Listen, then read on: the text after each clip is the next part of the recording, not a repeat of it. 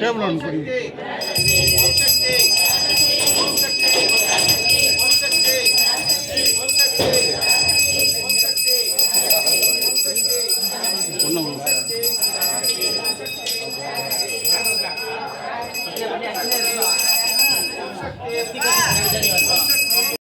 ಪರಾಶಕ್ತಿ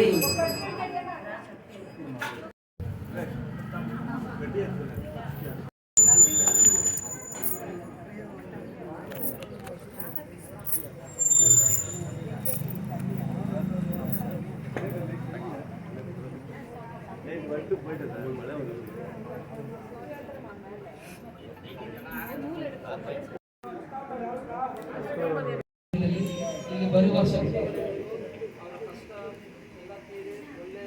ನೆನೆಸ್ಕೊಂಡು ಬರ್ತಾರೋ ಅದನ್ನೆಲ್ಲ ಅಮ್ಮ ನೆರವೇರಿಸ್ತಾರೆ. ಫಸ್ಟಾಗಿ ಇವತ್ತು ನಾವು ಶಕ್ತಿ ಇದು ಕಲಸ ಪೂಜೆ ಮಾಡಿದ್ದೀವಿ. ಕಲಸ ಅಂದರೆ ಇದು ಫಸ್ಟ್ ಆ ಚೊಂಬು ಬಂದ್ಬಿಟ್ಟು ದಾರ ಶಕ್ತಿ ದಾರ ಬಂದ್ಬಿಟ್ಟು ಅದು ನರ ಅಮ್ಮನ ನರ ನಮ್ಮ ನಾಡಿಗಳಲ್ಲಿರುವ ನರ. ಆಮೇಲೆ ಒಳಗಡೆ ಅಮೃತ ತೀರ್ಥ ಬಂದು ರಕ್ತ. ಆಮೇಲೆ ಮಾವಿನ ಎಲೆ ಅದು ಅಮ್ಮನ ಮುಡಿ. ಮತ್ತು ಕಲಶಕ್ಕೆ ಬೊಟ್ಟಿಟ್ಟಿದ್ದೀವಿ ತೆಂಗಿನಕಾಯಿಗೆ 5 ಬೊಟ್ಟು, ಕಣ್ಣು ಮೂಗು ಬಾಯಿ ಕಿವಿ. ಅದೇ ಥರ ಆ ಕಲಶಕ್ಕೆ 5 ದಿಕ್ಕುಗಳಲ್ಲಿ ಆಮೇಲೆ ಬಿಲ್ವದೆಲೆಯಿಂದಲೇ ನಿಮಗೆ ಗೊತ್ತಿದೆ. ಬಿಲ್ವದೆಲೆ ಅರಿಶಿನ ಕೊಂಬು ಏನಕ್ಕೆ ಇಡ್ತೀವಿ? ಆಮೇಲೆ ಇದು ಸುಮಂಗಲಿಗೋಸ್ಕರ ಅರಿಶಿನ ಕೊಂಬು ಇಡ್ತಾರೆ. ಆಮೇಲೆ ಬಾಳೆ ಹಣ್ಣು ಇಟ್ಟಿದ್ದಾರೆ. ಮತ್ತು ನಿಂಬೆಹಣ್ಣು ಕಾಯಾಗಿದ್ರು ಹಣ್ಣಾಗಿದ್ರು ಒಂದೇ ರುಚಿ ಇರುತ್ತೆ. ಅದರಿಂದ ಯಾವಾಗಲೂ ನಮ್ಮ ಮನಸ್ಸು ಒಂದೇ ಥರ ಇರಬೇಕು. ಕಷ್ಟ ಬಂದರೂ ಸುಖ ಬಂದರೂ ಯಾವಾಗಲೂ ನಮ್ಮ ಮನಸ್ಸಲ್ಲಿ ಅಮ್ಮನ ನೆನೆಸ್ಕೊಂಡು ನಾವು ಒಳ್ಳೆಯದನ್ನು ಬಯಸಬೇಕು. ಅದರಿಂದ ನಿಂಬೆ ತೆಂಗಿನಕಾಯಿ ಏನು ಇಟ್ಟಿದ್ದೀವಿ ಅದು ಅಮೃತ ಥರ ಹೊಡೆದರೆ ಅದರಲ್ಲಿ ನೀರು, ಅದು ತೆಂಗಿನಕಾಯಿ ಇಟ್ಟಿದ್ದೀವಿ. ಆಮೇಲೆ ಬ್ಲೌಸ್ ಪೀಸು ನಿಮಗೆ ಗೊತ್ತು, ಅಮ್ಮನಿಗೆ ಬಟ್ಟೆ ಕಡೆ. ಇದನ್ನು ನೀವು ಇವತ್ತು ನೋಡಿದ್ದೀರ ಯಾವ ಥರ ಇಟ್ಟಿದ್ದಾರೆ ಬೊಟ್ಟು, ಯಾವ ಥರ ಎಲ್ಲ ಸುತ್ತಿದ್ದಾರೆ ದಾರಗಳನ್ನು. ಮತ್ತು ಈ ಅರಿಶಿನ ದಾರ ಸುತ್ತೋದ್ರಿಂದ ಹೆಣ್ಮಕ್ಕಳಿಗೆ ಮಾಂಗಲ್ಯ ಭಾಗ್ಯ ತುಂಬ ಚೆನ್ನಾಗಿರುತ್ತದೆ.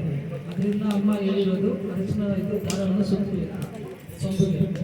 ಇವತ್ತು ಇಲ್ಲಿ ಯಾರೆಲ್ಲ ತಗೊಂಡು ಹೋಗ್ತೀರಾ ಕಲಶ ದೀಪವನ್ನು ಮನೆಗೆ ಹೋಗುವ ಮೊದಲು ಒಂದು ದೃಷ್ಟಿ ತೆಗೆದು ಬಲಗಾಲಿಟ್ಟು ಒಳಗೆ ಹೋಗ್ಬೇಕು. ಒಳಗೆ ಹೋಗಿ ಅಲ್ಲಿ ದೇವರ ಮನೆಯಲ್ಲಿ ಆ ಕಲಶ ಮತ್ತು ದೀಪವನ್ನು ಇಟ್ಟು ಪೂಜೆ ಮಾಡಬೇಕು. 9 ದಿವಸ ಮಾಡಬೇಕು.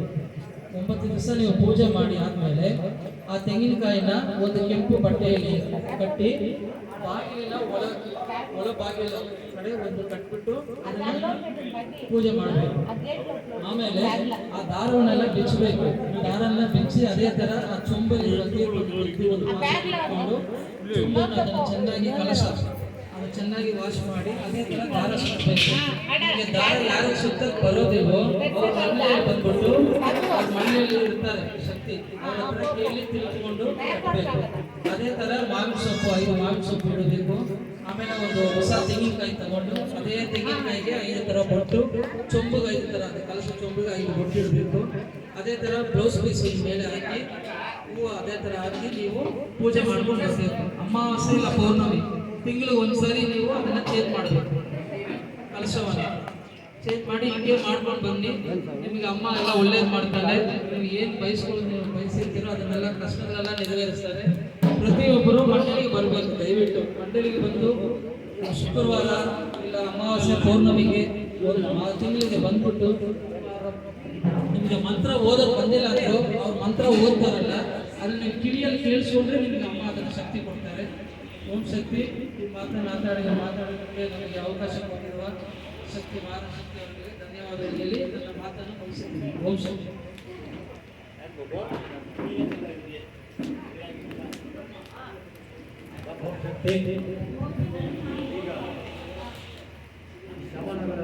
ದೇವಿ ನಡೀತಾ ಇದೆ.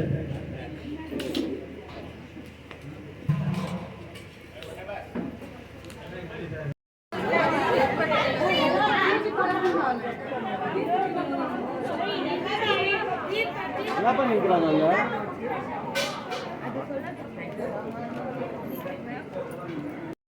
ஓம் சக்தி ஓம் சக்தி ஓம் சக்தி ஓம் ஓம் சக்தி ஓம் சக்தி ஓம் சக்தி ஓம் ஓம் சக்தி ஓம் சக்தி ஓம் சக்தி ஓம் ஓம் ஓம் ஓம் பராசக்தி பராசக்தி பராசக்தி பராசக்தி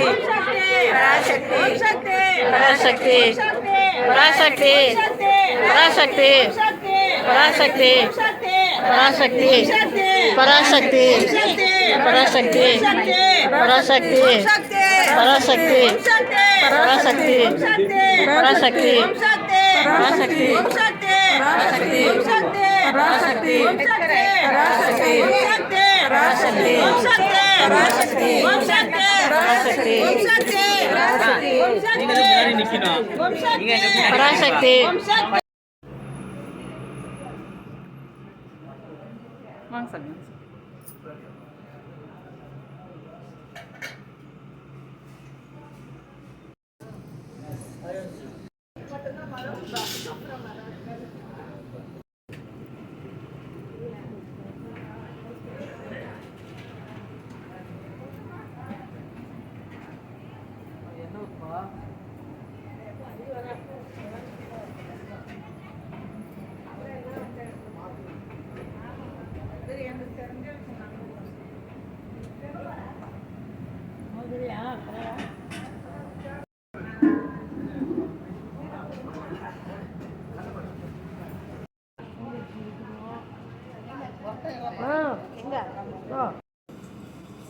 Ma.